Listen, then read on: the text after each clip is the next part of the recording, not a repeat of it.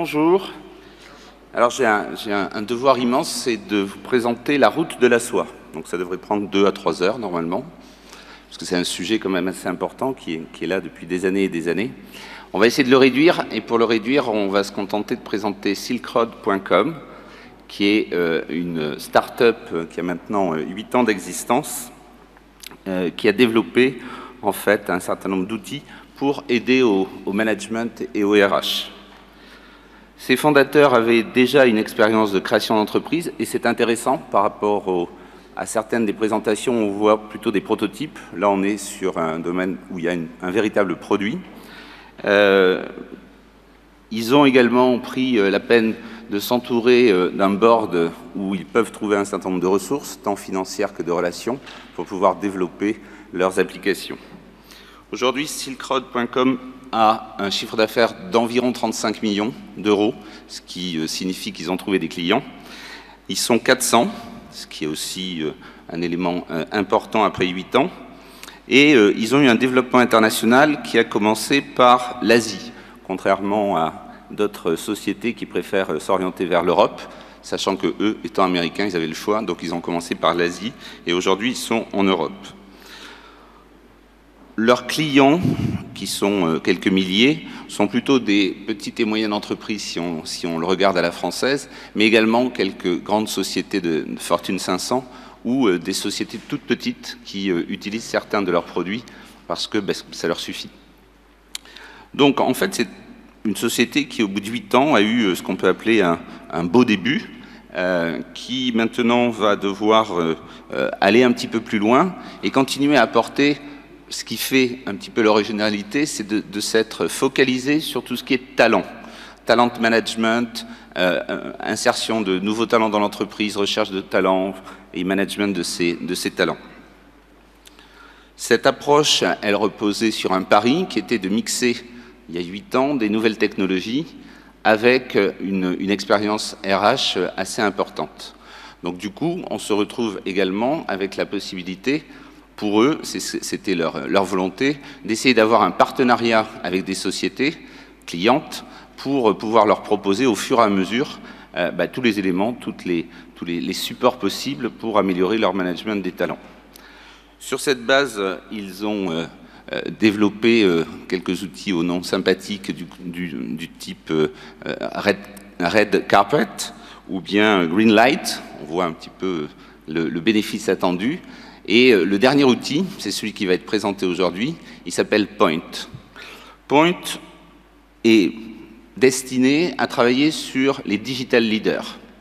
On a beaucoup parlé de digitalisation ces 2 jours, et un des aspects, c'est que ça passe aussi par des personnes. Alors ces personnes sont-elles les mêmes que celles qu'on a d'habitude comme leaders dans une entreprise? C'est pour répondre à ce type de questions que Silkroad va proposer un nouvel outil qui va utiliser des réseaux sociaux internes pour essayer de repérer, développer ces nouveaux digital leaders. Ce qui veut dire que finalement, on est en train de refaire ce qu'on a déjà fait sous d'autres types d'organisations, c'est de retrouver des fondamentaux, à savoir des leaders pour pouvoir entraîner, mobiliser les gens.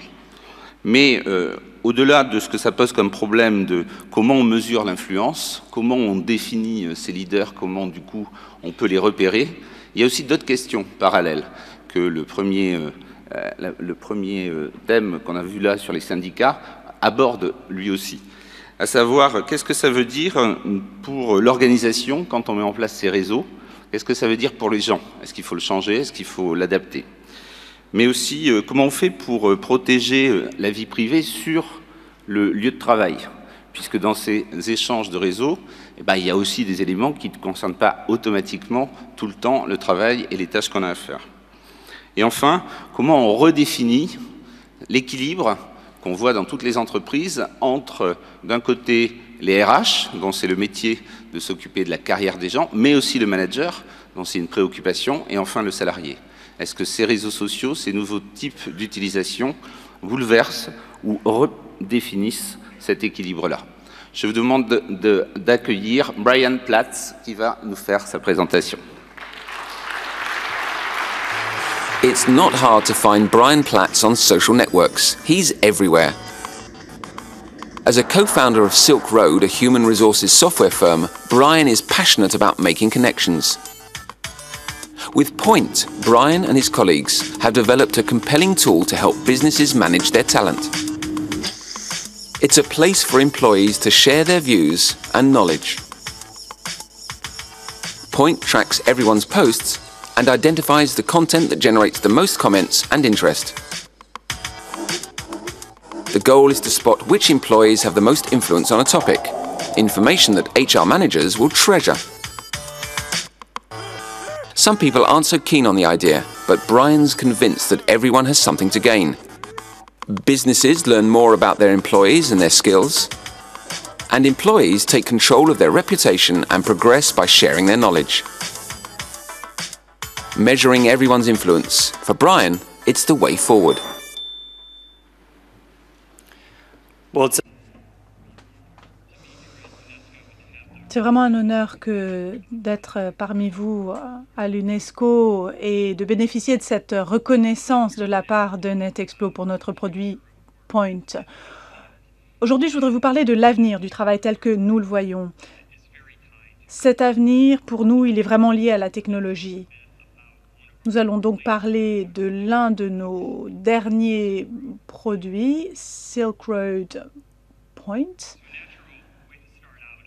Pour commencer, la première question que nous voulons nous poser, c'est à quoi ça sert?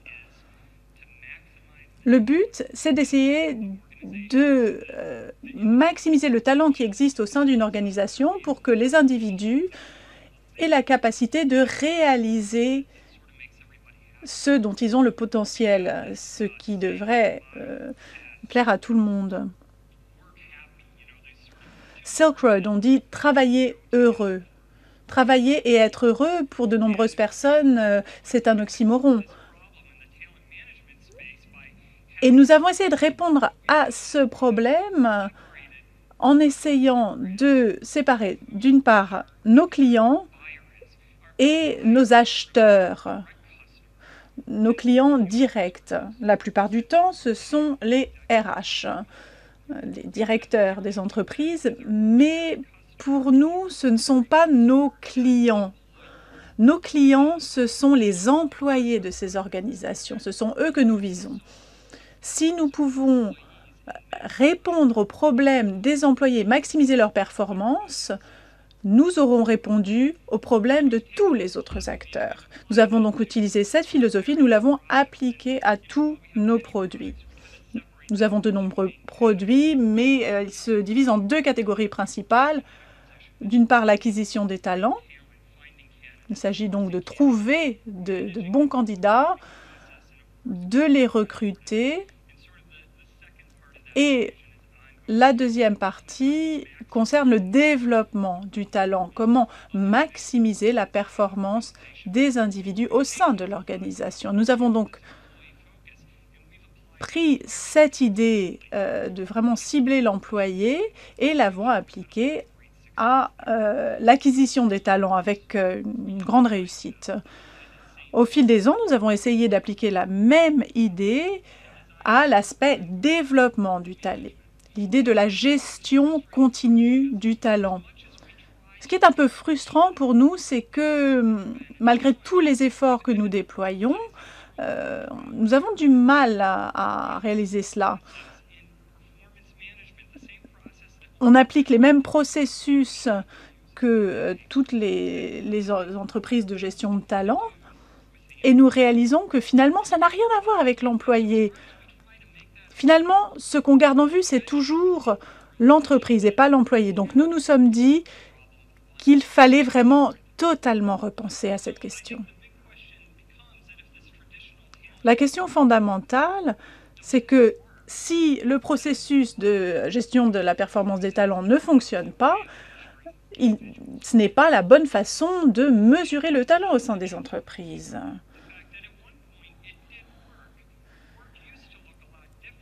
À une époque, cela fonctionnait. Il y a des années, le travail, c'était finalement la fabrication d'objets. C'était un travail que l'on pourrait qualifier d'algorithmique. Il s'agissait d'employer différentes étapes pour parvenir à un résultat. Mais aujourd'hui, les choses sont très différentes. Les méthodes que nous employons aujourd'hui sont adaptées à ce type de travail. Mais aujourd'hui, nous sommes dans l'économie de la connaissance.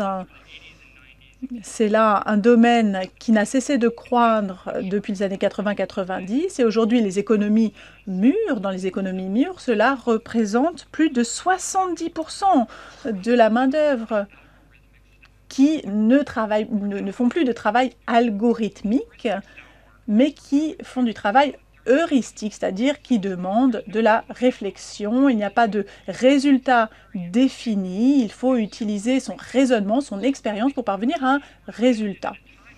Ces processus ont donc été inventés à une époque après la Deuxième Guerre mondiale. Or, la façon dont nous travaillons aujourd'hui a beaucoup changé. Essayons donc de parler de ces processus traditionnels. C'est la carotte et le bâton. Il s'agit donc de donner une note à l'employé de 1 à 10 selon votre performance. Et cela a été vraiment la façon de faire, c'est profondément ancré dans nos entreprises. Pourquoi? Parce que c'est simple à comprendre. Un psychologiste comportemental, Vic Dolowitz, il y a une vingtaine d'années, a écrit que les êtres humains ont tendance à juger le travail des autres avec qui ils travaillent, en même temps qu'ils se jugent eux-mêmes. En fait, les êtres humains aiment beaucoup juger les autres. Donc le fait de juger les autres, c'est quelque chose qu'on a toujours fait. Cette méthode-là consiste simplement à l'écrire et on a bâti ce processus-là autour de cette tendance à juger les autres. On a abouti à un processus qui était ancré dans une époque et qui n'a pas évolué depuis. Elle a un petit peu évolué, mais fondamentalement, c'est la même méthode qu'autrefois. Or, il se trouve que ce processus ne peut pas s'appliquer au travail dans l'économie de la connaissance. Et puis, c'est bien pire que ça. Non seulement ça ne fonctionne pas, non seulement ça ne permet pas d'améliorer les performances, mais cela a tendance à faire empirer les performances. Plus on essaye de donner de l'argent à quelqu'un pour améliorer sa performance, eh bien, en fait, ça a l'effet inverse. Sa performance se détériore, ce qui semble tout à fait surprenant, mais de nombreuses études montrent que c'est bel et bien ce qui se passe pour le travail dans l'économie de la connaissance. Alors, la question que nous nous posons, c'est de savoir pourquoi nous continuons de fonctionner de la sorte lorsque nous évaluons la performance au sein d'une entreprise. C'est une question qui est trop complexe pour moi, je ne peux pas y répondre. L'espèce humaine a beaucoup de mal à accepter le changement. Nous ne pouvons pas résoudre nos problèmes, comme le disait Einstein, avec la même mode de pensée que nous avons utilisé pour créer ces problèmes. Si certains d'entre vous, l'an dernier, ont vu le film Moneyball, ou ont lu le livre qui s'appelait Moneyball, Levez la main, c'est un très très bon film, j'espère que vous irez tous le voir. C'est un film qui parle du baseball. Moi, je suis américain. Et donc, lorsque nous avons un problème à résoudre en tant qu'Américains, nous nous tournons vers le baseball pour y trouver la réponse. C'est comme ça qu'on a tendance à faire aux États-Unis.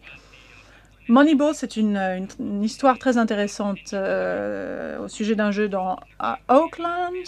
Il y avait un manager qui s'appelait Billy Beane. Et il y avait un tiers du budget pour acheter du talent par rapport aux Yankees, aux équipes telles que les Yankees, qui pourtant étaient ses rivaux. Donc il a fallu qu'il trouve une autre façon de faire. Il s'est donc tourné vers les statistiques. Le baseball, c'est une mine d'or de statistiques. Combien de runs, par exemple? Quels étaient les pourcentages de batting? Bon. Lui s'est mis à regarder d'autres statistiques que personne ne regardait et qui ont pourtant joué leur rôle pour faire gagner telle ou telle équipe. Ce qui, en fait, faisait que certaines valeurs étaient sous-évaluées alors qu'ils avaient contribué à la victoire d'une équipe. Il a fonctionné comme ça et il a gagné. Ils ont gagné toutes sortes de jeux et l'année suivante, les Boston Red Sox ont acheté du talent. Les Red Sox ont toujours manqué de chance. Ils gagnent rarement. Et en utilisant cette philosophie, ils ont gagné leur première World Series pour la première fois depuis des années. Billy Beane a utilisé la théorie d'un petit jeune qui venait de Harvard au baseball. Ça n'a plu à personne. Au départ, on pensait que cette idée était totalement farfelue, que ça ne fonctionnerait jamais, qu'il fallait utiliser les idées traditionnelles, les façons de faire traditionnelles pour trouver des bons joueurs de baseball. Et nous sommes confrontés à des problèmes très similaires aujourd'hui. Pourtant, on a des preuves, on sait, on a des données qui nous montrent que les méthodes traditionnelles ne marchent pas et pourtant on a du mal à changer. Alors comment faire? Comment faire pour changer? Si les vieilles méthodes ne marchent pas, lesquelles vont marcher? Il y a 3 éléments. Dan Pink, dans son livre Drive, parle de ces éléments: l'économie, la maîtrise et la conviction. Ces 3 éléments ont tendance à maximiser la performance chez les travailleurs de l'économie de la connaissance. L'autonomie, pardon. L'autonomie ne doit pas être mélangée avec l'indépendance, c'est autre chose. Il s'agit d'avoir la liberté de résoudre un problème à sa façon.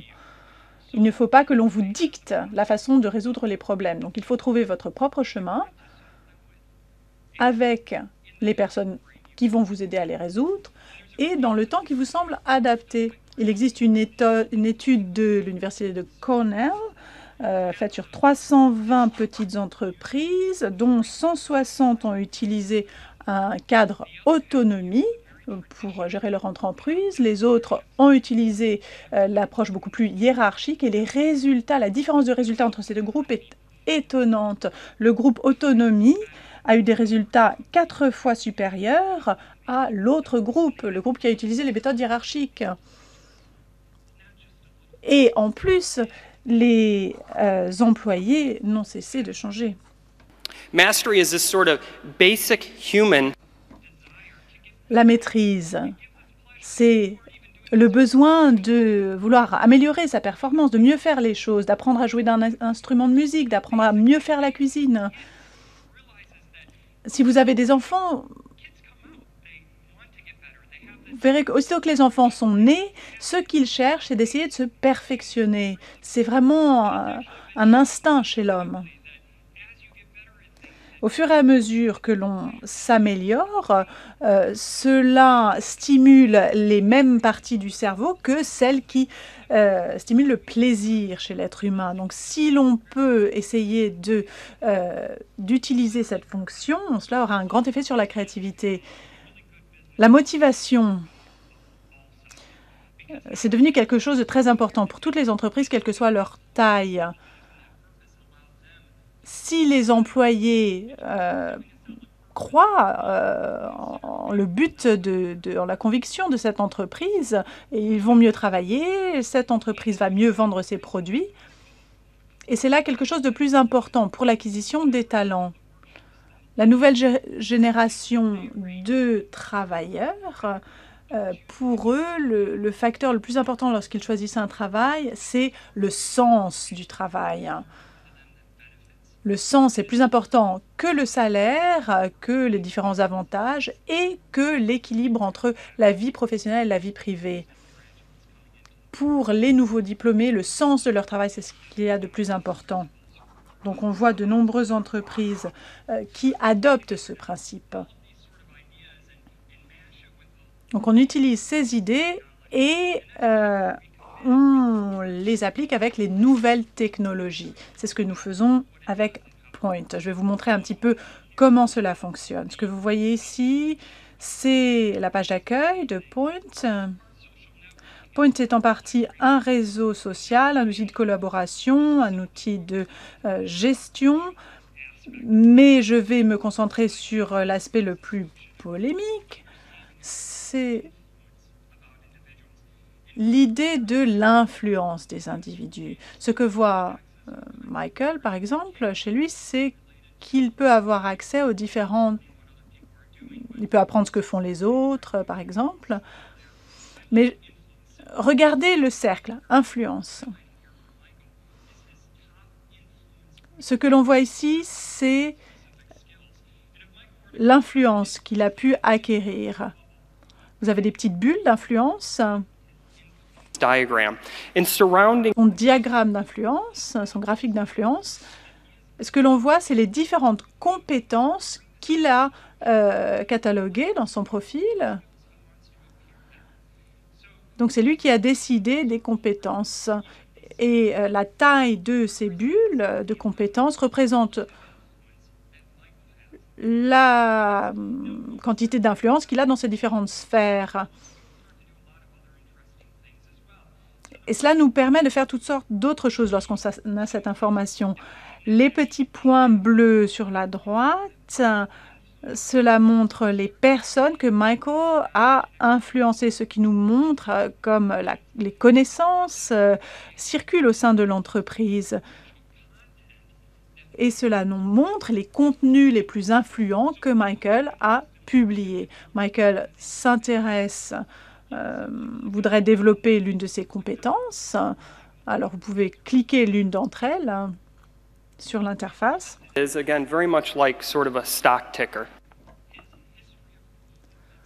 Là, vous voyez l'histoire de son influence liée à cette compétence.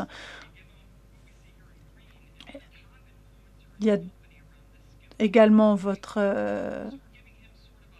d'autres informations sur vos compétences. Et cela vous donne une idée pour savoir si Michael aimerait devenir influent dans tel ou tel domaine. Voilà sur quoi il doit travailler. Cela lui donne une visibilité également. Et en bleu, vous avez une idée des compétences des autres personnes de la société en ce qui concerne cette compétence. Vous voyez donc où il se situe par rapport aux autres. Si vous cliquez sur l'un de ces points, vous aurez l'information qui contribue à son influence. Nous calculons l'influence en nous fondant sur toutes sortes de facteurs. Et nous ne cessons de redéfinir et de raffiner la façon dont nous calculons cela. Le contenu, par exemple, qu'a publié Michael. Certaines personnes ont indiqué que ce contenu était intéressant, certaines questions auxquelles Michael a répondu. Certaines personnes qui dépendent de Michael pour telle ou telle compétence qu'il possède. Donc nous voyons cela du point de vue de l'employé, mais il faut voir aussi les choses de l'autre côté, du point de vue des ressources humaines qui peuvent utiliser cette technologie pour recruter des gens et gérer leurs talents. Et pour essayer de planifier leur carrière. Et vraiment, cela leur permettra de vraiment changer la façon dont on gère les employés. J'aimerais vous laisser la parole pour les questions. Et je voudrais dire qu'il s'agit vraiment d'une période révolutionnaire dans les affaires. Nous sommes en train de nous éloigner d'une période où certaines questions se posaient. Nous essayons toujours d'utiliser ces vieux processus pour une nouvelle façon de travailler. Et là, nous sommes en train de nous éloigner. L'élastique est en train de se rompre. Les choses vont vraiment changer. Pour nous, les choses sont vraiment en train de changer totalement. Je vous remercie.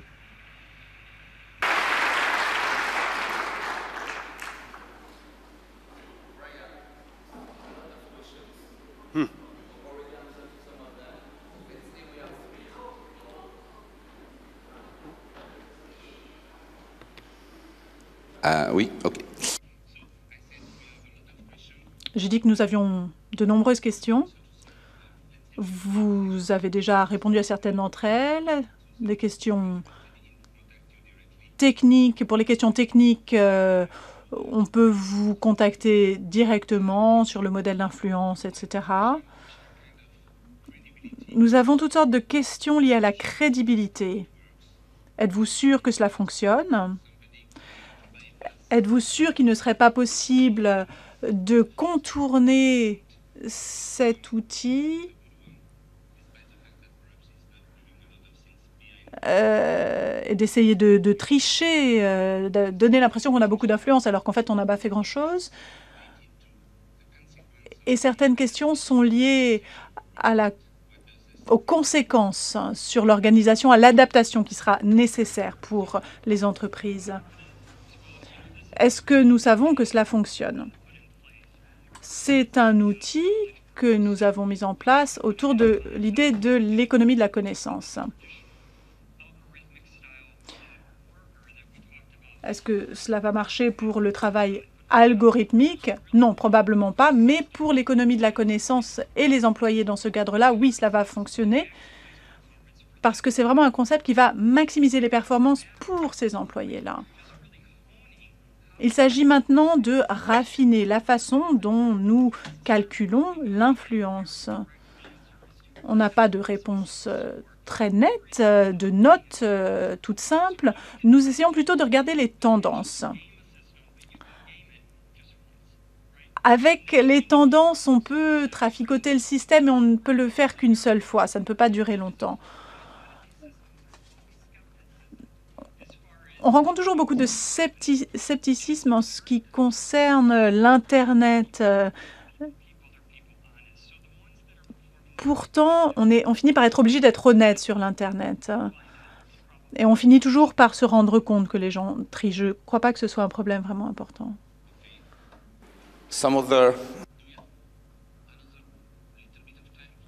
Avons-nous encore un peu de temps? Une question. Une question simple. Est-ce que vous êtes présent en France? Et combien des Fortune 100 vous soutiennent? Oui, nous avons une présence, nous sommes présents en France. 60 des entreprises Fortune 100 utilisent nos outils.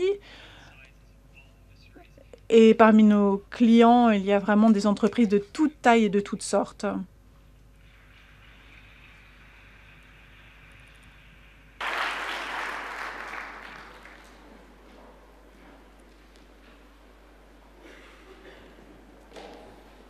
Je vous propose, Yann, merci Philippe, je vous propose que nous fassions un break jusqu'à 15 heures précises pour ne pas retarder la fin du forum. Et je vous donne donc rendez-vous à 15 heures dans l'amphi, 15 heures précises. Merci.